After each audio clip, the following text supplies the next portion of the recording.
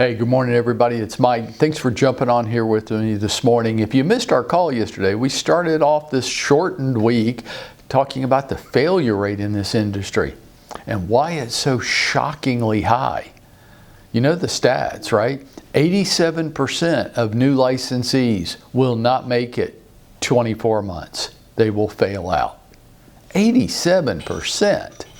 Like, holy cow. And of the ones that do make it, the average agent in Georgia this year is going to sell about 3.1 homes and take home less than $30. And I'm just wanting to know who went to all the trouble to get their real estate license to make less than $30,000. You can make more than that working at Chick-fil-A part-time. What the hell's going on? Why are these statistics so bad? Well, I put together my top 8 reasons. I sat down this past weekend and was just thinking about it, like, what's going on out here? Well, the market's down, Mike. Oh, bullshit. It's not like there's no homes being sold this year. There's just a fewer homes, but there's still transaction sites out there to get. You could still have a good year. Somebody's going to have a good year. Somebody's going to sell homes this year. Why not you? And what's going on with these people that are going broke in this industry? What's going on with that? So my top 8, in no particular order of importance. I didn't rank them. I just listed as many as I could think of, and that was my 8. And we started off yesterday talking about, the first one on my list was, well, they're interested, but they're not committed. I mean, they got a real estate license and they wouldn't mind selling some homes this year and making some money. They're interested, they're just not committed. Number 2, they have no strategy. They're just playing bumper cars. They're just hoping to run into people, to know people that are thinking about moving this year. That's going nowhere. Nowhere. Number 3 on my list, I've got fear of making mistakes and the desire to look good.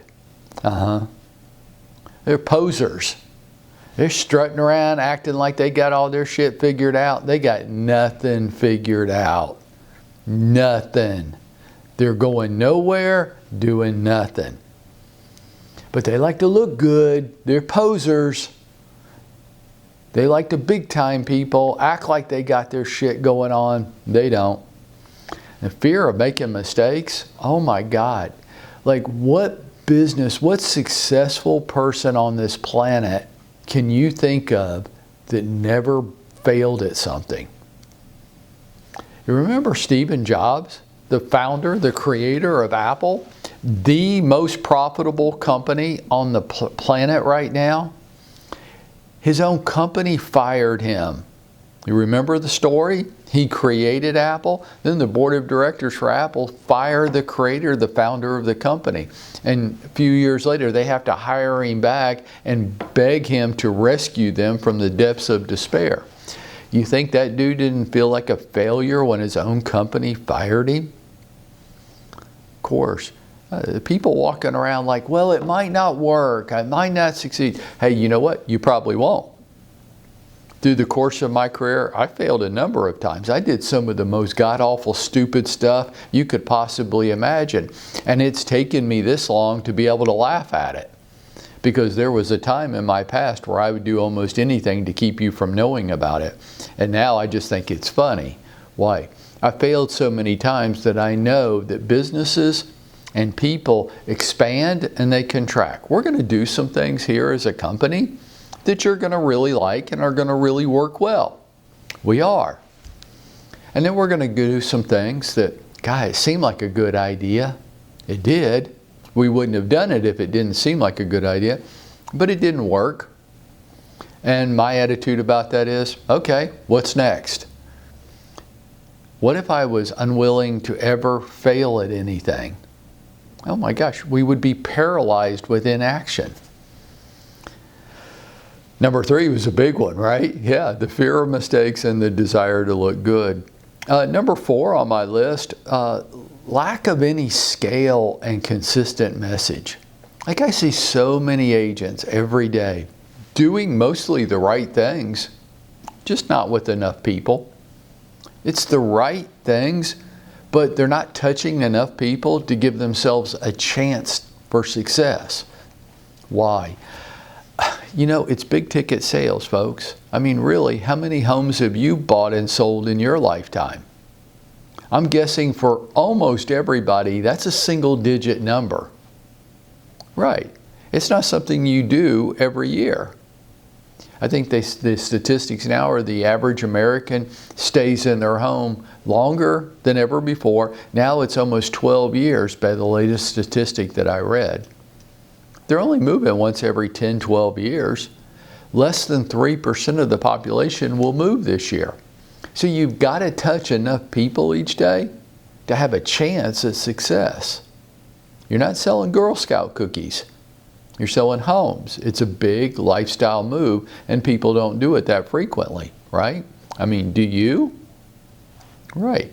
So the fourth problem I see people have is, many of you are doing the right things. You just don't have enough scale. You're not doing it with enough people to have a chance to win. And number 5 on my list is they have a Monday through Friday 9 to 5 mentality. It's not even 9 to 5. It's more like 10 to 3, right? And if I'm talking to you, right, if that's you, like you're going to come in a little later this morning and then you're going to leave early this afternoon, this is your problem. You're working a part-time schedule with full-time expectations. And that's just crazy. I mean, good luck. I hope you find a way to make that work for you, but probably not. Right? That Monday through Friday 9 to 5 mentality, that's what people with real jobs do. That's what people with limited opportunities do. They do the least they have to do and try to get away with it. Business owners like you and me, that thinking is bizarre to us. I want to do the most I can do. I don't care how hard it is. I don't care how long it takes. This is my business. It's my life. I have a passion for this. Is it the only thing in my life? Of course it's not the only thing in my life, but I can walk and chew gum at the same time. I can have multiple things that are very important to me and do them all well. Can't I? Why couldn't I? Small business owners like you and me, they have a passion about their business. They're not trying to get away with doing the least they can do. They're trying to figure out how to do the most. They set expectations for themselves that are higher than what anybody else could have possibly set for them.